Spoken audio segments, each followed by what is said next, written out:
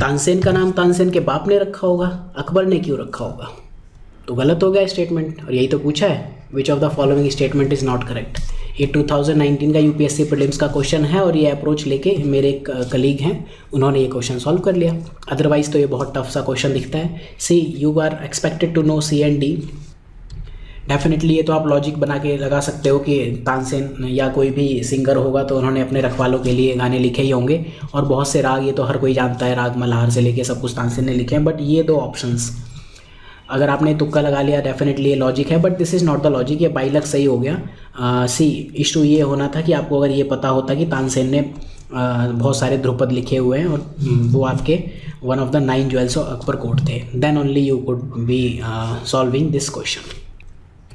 So what should be the right approach and strategy to solve this prelims वाले question, तो उसको हम discuss करते हैं। तो आई एम कृष्णा, देखते हैं कैसे बात करनी है इस बारे में। सी एमसीक्यू जब आप सॉल्व करते हो मल्टीपल चॉइस क्वेश्चन, तो आपको उसकी अप्रोच कैसे लेके चलनी है, बहुत साउंड अप्रोच, बहुत क्लियर अप्रोच होनी चाहिए। ये आपका प्रायोरिटी ऑर्डर होने चाहिए। When you know the answer, जब आप आंसर जानते हो, do not make it wrong. ठीक है, ये इजी क्वेश्चंस होते हैं, ये आप रॉन्ग मत करो। ठीक, ये क्वेश्चंस वो होते हैं जहां आपसे suppose ease of doing business report पूछ ली कि वर्ल्ड बैंक लाता है या कौन लाता है। ठीक है, article 19 right to marriage, article 19 है अवॉर्ड। ठीक है, सरकारिया कमीशन पूछ लिया। ठीक, तो ये क्वेश्चंस जब आप रॉन्ग करने लगते हो, then you are in extreme danger, because cut off ऐसे ही क्वेश्चन को लेके बनती है। बिलीव मी, जितने नंबर ऑफ इजी क्वेश्चंस होते हैं, cut off is lesser than number of easy questions always. ठीक है, और ये चीज़ आपको मैंने एक वीडियो में बताई भी थी। वन 2016 में 64 इजी क्वेश्चन थे, cut off was somewhere around 58 net positive question, और नेक्स्ट ईयर 58 मेरे लिए इजी क्वेश्चन थे, cut off was somewhere around 53-54 net positive questions. Then next year 50-51 मेरे लिए इजी क्वेश्चन थे, कट ऑफ वॉज अराउंड 48 और net positive question. इन easy question से मेरा मतलब ये है जो सबको आने चाहिए, एक सीरियस यूपीएससी एस्पिरेंट से एक्सपेक्टेड है। तो when you know the answer, इसमें ये जो इजी क्वेश्चन है इसमें लॉजिक बिल्डिंग और ये दोनों आते हैं, एलिमिनेशन भी कुछ हद तक आप ऐड कर सकते हो। ठीक, पॉइंट नंबर 4, 5, 6, 7 इसमें इंक्लूडेड नहीं है। ठीक, तो when you know the answer, तो आप उसको रॉन्ग मत करो। ठीक है, यू आर एक्सपेक्टेड कि आप उन क्वेश्चन को सही करो, क्योंकि देखो जैसे ही आप ये आर्टिकल 19 वाला या ईओडीबी वाला क्वेश्चन रॉन्ग करते हो, all others are doing is correct, उनको +2 आ रहे हैं और आपको -2.67। ठीक है, आपको +2 आने, और relative difference you can C around 4.67 के आसपास हो गया। अगर आप रिलेटिव नहीं भी देखो तो एक्चुअल डिफरेंस तो इतना है ही, और जब कट ऑफ का खेल ही पूरा 0.33 और ऐसे डिसाइड होता है, तो you know what is the problem. ठीक, तो when you know the answer, do not make it wrong. देखते हैं इस कैटेगरी में कौन से क्वेश्चंस आते हैं। लाइक ये क्वेश्चन नंबर 3, ये अलग चीज़ है कि डायरेक्ट हिट हुआ है या नहीं हुआ, इस पर मैं बात नहीं करने जा रहा हूँ। Chairman of public sector bank, ये सबको एक्सपेक्टेड था कि कौन सेलेक्ट करता है, बैंक बोर्ड ब्यूरो, बहुत लोगों ने गलत किया। ठीक है, इंद्रधनुष स्कीम चल रही है ना लगा, तो इंद्रधनुष के ये कंपोनेंट तो आपको याद होने चाहिए थे। मेन जो कंपोनेंट था वो यही था कि बैंक बोर्ड ब्यूरो पीजे नाइक कमेटी की थी और अपॉइंटमेंट ये करेगा, तो ये क्वेश्चन तो आपसे एक्सपेक्टेड था। देन इसके बाद 5, 6, 7th question, it is like this कि ease of doing business world bank, अब यही आपकी न्यूज़ में थी, तो ये आपको डेफिनेटली इसके कंपोनेंट आपको रटने बनते थे, अदरवाइज़ किसी इंडेक्स के आपको कंटेंट कंपोनेंट नहीं रटने होते। तो easily you are expected to know कि ये पता है maintenance of law and order, तो ये आपको क्वेश्चन रॉन्ग नहीं होना चाहिए। देन ऐसे ही इस कैटेगरी का एक क्वेश्चन है एक्सटेंडेड प्रोड्यूसर रिस्पॉन्सिबिलिटी, ये आपको EPR, अगर आपने एक्ट एक बार भी पढ़ा है तो इट शुड बी, ये सब चीज़ें सेकेंडरी हैं। ठीक है, अगर आपने एक बार भी ये एक्ट पढ़ा है देन यू नो कि ये इस कैटेगरी का क्वेश्चन है। देन नेक्स्ट क्वेश्चन देखते हैं, question number 9 not 10। Question number 12 इस कैटेगरी का है कि अगर आपने लक्ष्मीकांत पढ़ी हुई है then you are expected to know कि माइनर मिनरल आपके स्टेट लिस्ट में है, तो एलिमिनेट करो। हालांकि एलिमिनेशन में भी है, बट ये मैं मान रहा हूँ कि जो आपको आने चाहिए, सेंट्रल गवर्नमेंट का होने नहीं चाहिए। और जैसे ही आप ये क्वेश्चन सॉल्व करते हो, ऑप्शन नंबर 2 आपका एलिमिनेट हो गया, तो ऑप्शन बी और डी खत्म हो गया। 3 ओनली चेक करने के लिए आप देख सकते हो 1 तो सैंड इज माइनर मिनरल, तो ये आपका बेसिक नॉलेज है जो आपको आना चाहिए। ठीक है, तो इस टाइप के questions. Then like this question जो ये वाला पूछा हुआ था कि ये कौन सा होना चाहिए, तो या पढ़ लो क्वेश्चन, सरकारिया कमीशन, मतलब ये क्वेश्चन कैसे आप रॉन्ग कर सकते हो, तो ये क्वेश्चन जैसे आप रॉन्ग करोगे तो आप फिर खेल से बाहर होने लगते हो। देन ऐसे ये क्वेश्चन है पार्टिसिपेटरी नोट का, it is one of the most basic question जो आपको पता होना चाहिए, FPI में क्या होता है, FII में क्या होता है। Then question number 28 what I remember, ये वाला जो जनरल डेटा प्रोटेक्शन, ये BTIA का पार्ट है, यूरोपियन यूनियन, ये आपसे एक्सपेक्टेड था कि आप इसको सही करो।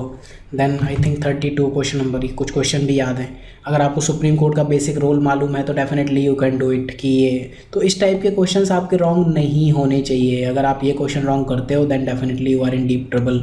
Like this 1 person right to marry, article 21 में है, तो क्यों उसमें आपको कन्फ्यूजन होना कि सुप्रीम कोर्ट ने ऐसा कहा वैसा कहा। Article 21, what is constitution? Constitution is supreme law of the land, ठीक है। तो पहले कुछ भी हो ना, सुप्रीम लॉ ऑफ लैंड चलेगा ना। लोल हो गया। सो इस पूरे आर्टिकल में आप देख सकते हो और भी क्वेश्चन है। आर्टिकल यहाँ पड़ा हुआ है सिनॉप्सिस IAS में, click here for answer key and approach, तो you can do this. Then दूसरे टाइप के क्वेश्चंस पर आते हैं, लॉजिक बिल्डिंग। ये वो क्वेश्चन है जिनमें आपको डायरेक्टली तो आंसर नहीं आता है, लेकिन आप अप्लाइड क्वेश्चंस के लिए कुछ लॉजिक बना के आप उनको सॉल्व कर सकते हो। तो these also should be easy questions for you, provided कि आपने उसका वर्किंग समझी हुई है। ये चीज़ नॉर्मली इन्वायरमेंट इकोनॉमी में काम आया करती है।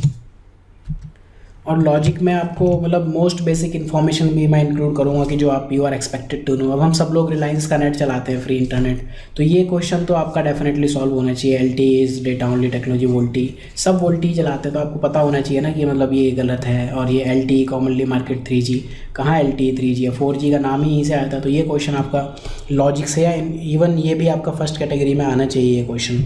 देन लाइक ये क्वेश्चन पूछा हुआ इन कॉन्टेक्स्ट ऑफ इंडिया, या किसी के भी कॉन्टेक्स्ट में हो, कौन सा फैक्टर है जो करेंसी क्राइसिस का रिस्क रिड्यूस करता है, ठीक है।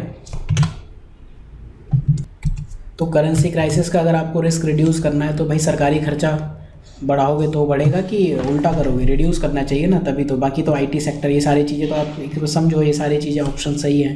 तो आपका ऑप्शन 2 एलिमिनेट हो गया, और option 1 and option 3 these are easy question, logic आपने लगा के एलिमिनेट कर लिया। देन जो नेक्स्ट क्वेश्चन अगर हम इससे देखें तो question number 18 is also like that, ठीक है। लॉजिक क्या है, आपने किसी एक एक्ट की बात की और आपने कह दिया पीपल पार्टिसिपेशन मैंडेटरी, मतलब इतने फालतू लोग बैठे हैं क्या कि उसमें मैंडेटरी पार्टिसिपेशन करेंगे, so it is also not like that. ऐसे ये क्वेश्चन है कि मतलब पैसा की वैल्यू गिर रही है और गवर्नमेंट कौन सा स्टेप नहीं लेगी, तो एक्सपेंशनरी मॉनेटरी पॉलिसी आप नहीं लोगे डेफिनेटली, बाकी सब तो ले ही लोगे ना कि कर्व इंपोर्ट कर्व कर लो, इनकरेजिंग इंडियन बोरोवर्स, मसाला बॉन्ड वगैरह। मसाला बॉन्ड की फंक्शनिंग आपको पता होनी चाहिए आई थिंक, ठीक है। ECB के लिए आपने कंडीशन ईजी कर दी। ऐसे ही क्वेश्चन नंबर 41 है। अब अगर आप थोड़ा सा भी आइडिया लगाओ, ऑगमेंटेड और वर्चुअल की मीनिंग क्या होती है। वर्चुअल की मीनिंग सिमुलेटेड है, तो ऑगमेंटेड में उल्टा दिया हुआ है। वर्चुअल की मीनिंग रियल लाइफ कैसे हो सकती है, ऑप्शन 2 आप एलिमिनेट कर लो आराम से। जैसे आप ऑप्शन 2 एलिमिनेट करते हैं, A और C आपके निपट जाते हैं। आपको सिर्फ चेक करना है कि ऑप्शन 4 आपका ऑटोमेटिकली सही होगा। वैसे भी लिखा है वर्चुअल मतलब ऑगमेंटेड की मीनिंग लिखी हुई है, तो डेफिनेटली अब आपने 3 चेक कर लिया इजीली। आपको 1 नहीं भी समझ में आ रहा है तो इजीली आपका एलिमिनेट हो गया, ठीक है। इस तरह के क्वेश्चन, तो लॉजिक और एलिमिनेशन एक साथ काम करते हैं। तो ये वो क्वेश्चंस हैं option point number 1 and point number 2 जो आपको सही करने चाहिए। एंड बिलीव मी, ये आप कर लो, 2-4 एलिमिनेट कर लो तो आपकी कट ऑफ क्रॉस हो जाती है। एलिमिनेशन में आपको कौन से क्वेश्चन करने हैं जिनमें आपको कुछ ऑप्शन मतलब कोई क्वेश्चन आता है नहीं आता, थोड़ी बहुत नॉलेज है, उसका बेसिक थोड़ा बहुत आइडिया था, या एक option A B C D में से आपको एक का पता है और आपने D को एलिमिनेट कर दिया, then you are arriving at answer, या C और D को एलिमिनेट कर दिया तो आंसर ले लिया, या एलिमिनेट 2 कर दिए तो आप तुक्के पे आ गए, ठीक है। तो ऐसे क्वेश्चन के अटेम्प्ट आपको मैक्सिमाइज़ करने हैं। कुछ क्वेश्चन देखते हैं, लाइक क्वेश्चन नंबर 4 है। अब आप देखो, petroleum and natural gas regulatory board, ये क्या फर्स्ट रेगुलेटरी बोर्ड है गवर्नमेंट ऑफ इंडिया। मतलब पहले तो आपको यही नहीं पता गवर्नमेंट ऑफ इंडिया ब्रिटिश के टाइम की बात कर रहा है, किसकी कर रहा हो, गवर्नमेंट है तब भी SBI बहुत सारे थे, तो ये कैसे हो गया। तो जैसे आपने ये हटाया तो ऑप्शन 1 आपका एलिमिनेट हुआ, A C और D निपट गए, आपको पढ़ना भी नहीं है वापस के क्या है, ठीक है। ऐसे क्वेश्चन नंबर 6 है, तो इसका ऑप्शन A और ये तो ठीक है, नॉलेज वाले हैं, बट इसमें आप देखो enterprise with creche must allow mother minimum 6 visit daily, तो ऐसा कहाँ होता है कि 6 बार, मर्जी है जितना आप करो, या मैक्सिमम ऐसा है कि आप 6 बार देखोगे ही देखोगे, नो। तो you can eliminate option number 2, A B और D चला गया, आपका C हो गया सॉल्व। देन एलिमिनेट करके जो आप तुक्के पे आ जाते हो, जैसे क्वेश्चन नंबर 13, तो इसमें देखो ऑप्शन नंबर 1 तो नहीं पता, मोस्ट ऑफ इंडियाज डेप्ट by owned by government entities, ठीक है। अब ये नॉर्मली हम लोग इसको करेक्ट लगाएंगे तो लोग इसका नॉर्मली इसका आंसर 1 करेक्ट लगा देंगे, बट देखो अगर आपको नहीं पता ये सारी चीज़ें मोस्ट, मोस्ट चीज़ें एलिमिनेशन में नहीं पता होती कि सही है कि गलत है, ठीक। But all of the India's डेप्ट इन US डॉलर, मतलब ये तो फालतू सी चीज़ है, कहीं हमने चाइना से लिया हुआ, कहीं किसी से लिया हुआ। तो आपका ऑप्शन 2 अगर आपने एलिमिनेट कर दिया तो B और C आपके चले गए, 2 इसमें भी है, 2 इसमें भी है। तो अब इनमें बैठ के खेलो, तुक्का मारो और क्या, लूडो खेलो, A और D। तो इसमें से आंख बंद करके कोई एक आप तुक्का मार सकते हो। देन इसके बाद कुछ अदर टिप्स एंड ट्रिक्स देखते हैं कि मतलब एलिमिनेशन तो ठीक है, ऐसी कुछ चीज़ें आप सीख लो जो बाकियों को नहीं आती, जो इन जनरल वर्क करती है। मैक्सिमाइज़ करो अटेम्प्टिंग सच क्वेश्चंस। और जो इस टाइप के क्वेश्चन होते हैं ये आपका normally ancient and medieval history में काम करते हैं और साइंस एंड टेक्नोलॉजी के क्वेश्चन में काम करते हैं। एंशियंट और मीडिएवल में क्या है, जैसे 2016 का एक क्वेश्चन था कि विजयनगर एम्पायर में, एक ऑप्शन में उसमें दिया था अगर ट्रेड होती थी, ठीक है, एक ऑप्शन में दिया हुआ था उसमें कि आपका टैक्सेस नहीं होते थे। अब हिस्ट्री में ये फैक्ट इस्टेब्लिश करना बहुत टफ है कि टैक्सेस नहीं होते थे, कहीं क्या पता होते हो, किसी बुक में लिखा हो। तो ऐसी चीज़ें आपको हिस्ट्री में, एंशियंट और मीडिएवल में आपको नेगेटिव चीज़ें इग्नोर करनी है। मतलब अगर ऐसा होगा कि टैक्सेस नहीं होते तो वो फैक्ट आपको पता होगा ही होगा। जैसे हड़प्पा में रिलीजियस सोसाइटी थी, भगवान नहीं मानते थे, आपको पता है, ठीक है, हड़प्पा में घोड़े नहीं होते थे, आप यू नो कि नहीं होते थे। तो नॉर्मली इस टाइप के क्वेश्चन 2016 में ये वाला था, 2017 में ये आपका घोड़े वाला क्वेश्चन था, तो लाइक दैट। तो इसमें काम करता है। साइंस एंड टेक में ये चीज़ कैसे काम करती है, अब वेरिएबल टेक्नोलॉजी है, ये आपके हाथ में जो घड़ी पहन लेते हो ना, वेरिएबल MI की जो MI आते रहते हैं, ठीक। तो वेरिएबल टेक्नोलॉजी से यू कैन डू एनीथिंग ना, लोकेशन, GPS। वेरिएबल टेक्नोलॉजी मतलब व्हाट, इट इज़ आपका छोटा सा और स्मार्टफोन हो गया। तो जो आप स्मार्टफोन से कर रहे हो, you can do everything. Who can tell कि आप ये नहीं कर सकते हो वेरिएबल टेक्नोलॉजी। सो जब भी साइंस एंड टेक के क्वेश्चन आए तो मोस्टली 1, 2 एंड 3 आपके ऑप्शन सही होंगे। ये भी एक वैसा ही क्वेश्चन है कि क्लोरोफिल कंटेंट, सैटेलाइट इमेज और रिमोट सेंसिंग से आप क्या क्या कर सकते हो, ठीक है। क्लोरोफिल कंटेंट सी देखो, अगर आपका आपने ऊपर से इमेज ली और वो थोड़ा उसमें ग्रीनरी कम है तो क्लोरोफिल कंटेंट कम है, ग्रीनरी ज़्यादा आ गई तो क्लोरोफिल कंटेंट ज़्यादा है। तो यू कैन डू एनीथिंग, किसी टेक्नोलॉजी से यू कैन नॉट टेल कि आप क्लोरोफिल कंटेंट नहीं देख सकते हो, ठीक है। तो you have to make option 1 correct. Green house gas emission, rice paddies है, वो भी कर सकते हो आप, देख लो कि यहाँ मतलब डेंसिटी कितनी है, उसका एक स्पेसिफिक कलर वलर स्कीम कुछ होगी, तो ये भी आप कर सकते हो। Land surface temperature, heated map जो बनाते हैं ना, आपने देखे होंगे कि कोई ये एरिया है तो यहाँ आपका रेड कलर के मैप हैं, देन कहीं आपका ग्रीन कलर के मैप होते हैं, कहीं ब्लू कलर के मैप। तो ये सारी चीज़ें सैटेलाइट से ही तो बनती हैं। नहीं भी पता तो इज़ देयर एनीवन, कोई भी आप में से ये कह सकता है कि सैटेलाइट से हम ये काम नहीं कर सकते हैं, इट इज़ नॉट पॉसिबल, ठीक है। तो ये सारी चीज़ें आपको you have to do these type of answers correct. ऐसे ही आपका ये है 94, इसको पढ़ लेना। ऐसे ही है मेथिन हाइड्रेट, तो सारी चीज़ें you can do. See science and tech में एक्सेप्शंस कहाँ होते। अब ये एक ऐसा क्वेश्चन है जहाँ ऑल ऑफ द एबव नहीं दिया हुआ है, but all of the above में जब आपको इस तरह की चीज़ें दिख जाए नॉट करेक्ट, ये ऑप्शन ए देखो, it is very much hypothetical. DNA from different cell species, मतलब ऐसा कंबाइन कर सकते हो क्या कि ये आपका एक इंसान है और ये आपका रैबिट है, रैबिट कुछ ऐसे होगा, छोटा सा बच्चा चौं चौं करके, तो आप इनका DNA कंबाइन करना है इस टफ, ठीक है। तो आपने जैसे ऑप्शन ए एलिमिनेट किया तो you can solve this question not correct. बाकी चीज़ें तो डेफिनेटली आपको नॉलेज होनी चाहिए, तब आप थोड़ा सा कर पाओगे, अदरवाइज ये सारे क्वेश्चन इस टाइप की चीज़ें साइंस एंड टेक में until unless the option is not very much hypothetical. जैसे एक क्वेश्चन था वो 3D प्रिंटिंग से आप क्या क्या मिठाई बना सकते हो कि नहीं। If you can make 3D printing से किडनी बना सकते हो, किडनी ट्रांसप्लांट बना सकते हो, KID anyway जो भी होता है, ठीक। देन आप यू कैन मेक हाउस बना सकते हो, तो उसमें मिठाई का मटेरियल डाल दो, मिठाई भी बन जाएगी ना। तो ये टिप्स एंड ट्रिक्स आपकी यहाँ काम करती हैं। Then when you do not know the answer, जब आपको आंसर पता ही नहीं है तो ट्राई करो, कुछ क्वेश्चन अटेम्प्ट कर लो। जब आपको आंसर नहीं पता तो ये पॉइंट नंबर 6 अभी इंक्लूड कर दिया। When you do not know the answer, तो कुछ ट्राई करो, तुक्के उक्के मारो, जैसे अभी एलिमिनेशन में देखे थे। अब लाइक ये क्वेश्चन नंबर 9 है, आप पढ़ लेना MSP के बारे में। देखो ट्रांसपोर्ट कॉस्ट ओनली, ये तो आपने एक्सट्रीम वर्ड इस टेक्निक से आपने एलिमिनेट कर दिया, ए और बी गलत हो गया, लेकिन C और D में अभी भी आपको, तो भगवान का नाम लो, 4 गोले हैं, टिक कर दो, ये आपका A और B कट हो गया, तो जहाँ C और D, ABCD आपके कॉपी में लिखें, कोई ना कोई सही हो जाएगा। जब ऐसे 10-12 क्वेश्चन सही करोगे तो नेट पॉजिटिव जोन में आप जाओगे। सो ऐसे क्वेश्चन हैं, उनमें आपको तुक्के मारने हैं। जब एक मैंने आपको क्वेश्चन नंबर 13 अभी डिस्कस कर ही दिया था। देन क्वेश्चन नंबर 24 में, अब आपको ये तो पता है कि हाईएस्ट इंपोर्टर की बात की गई है।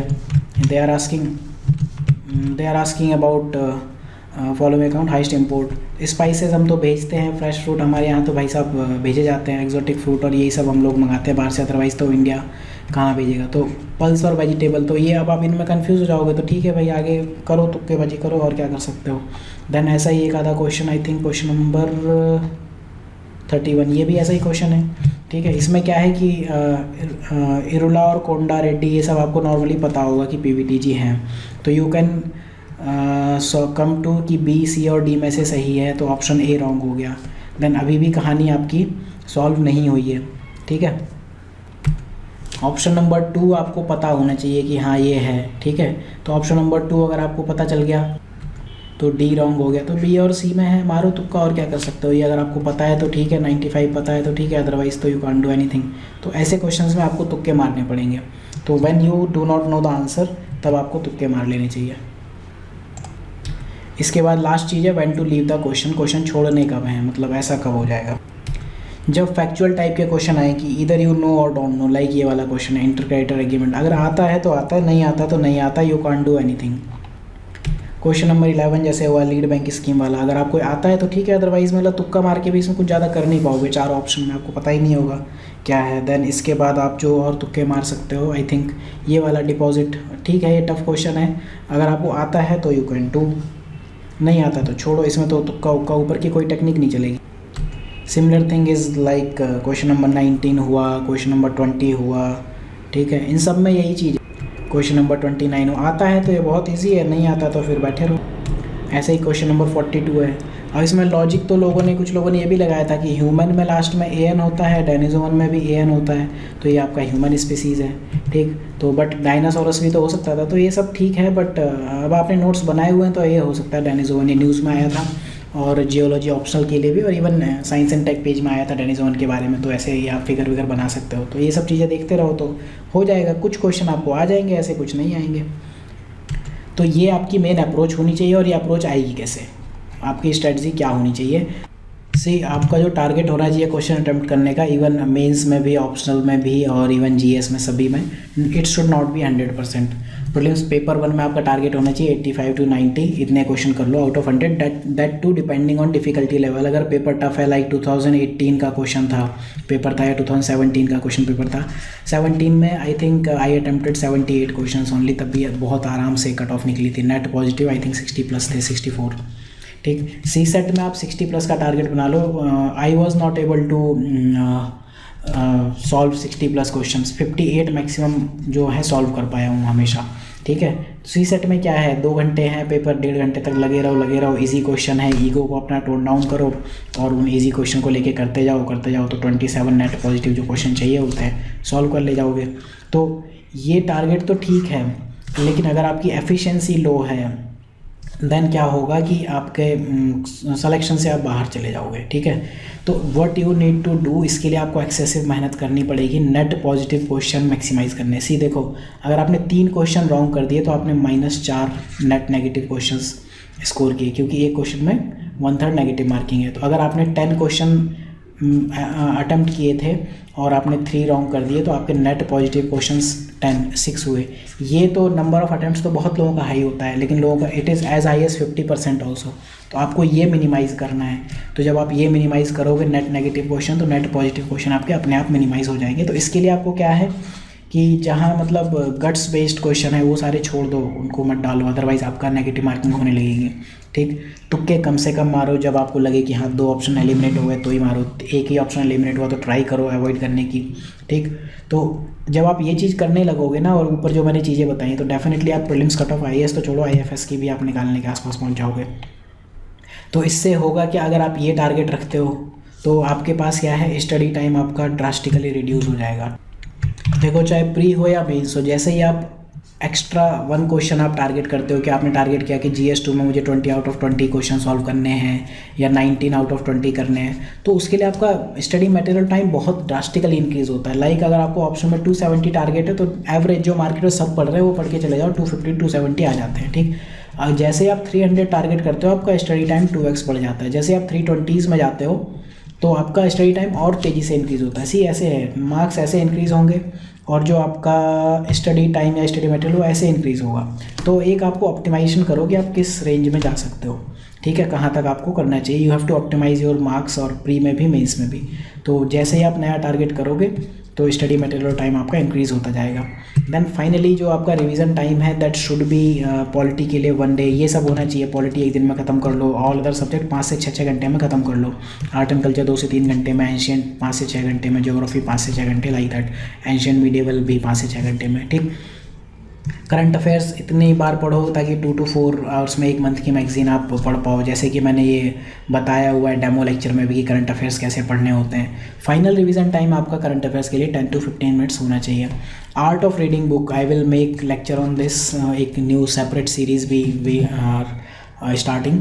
तो होता क्या है कि हम लोग ज़िंदगी में पहली बार तो सीरियसली पढ़ना शुरू किया है, तो अब क्या खाक बुक पढ़ोगे, ठीक है, पढ़ना आता नहीं हम लोगों को। Even I am on this in this category, I don't know, जब मैंने स्टार्ट किया था how to read the books, तो पढ़ते रहो बैठे बैठे, 3 महीने तक क्वालिटी नहीं खत्म होती है। सी अगर आपका रिवीजन टाइम ये आ गया तो what will be happening, exam के लास्ट 1 मंथ में जो हमारा माइंड यहाँ होता है ना इस जगह, that is working drastically better, ठीक।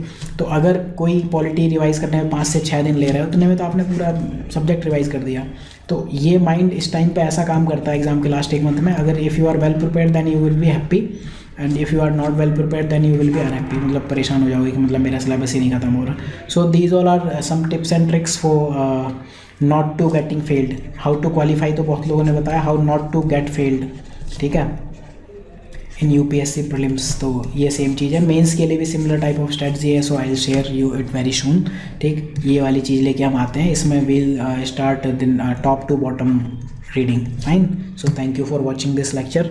अगर आपको इसमें कुछ भी समझ में आया then definitely it is a thing, better thing for me. ये वाला आर्टिकल यहाँ पढ़ा हुआ है, you can see. Thank you, tata, bye bye.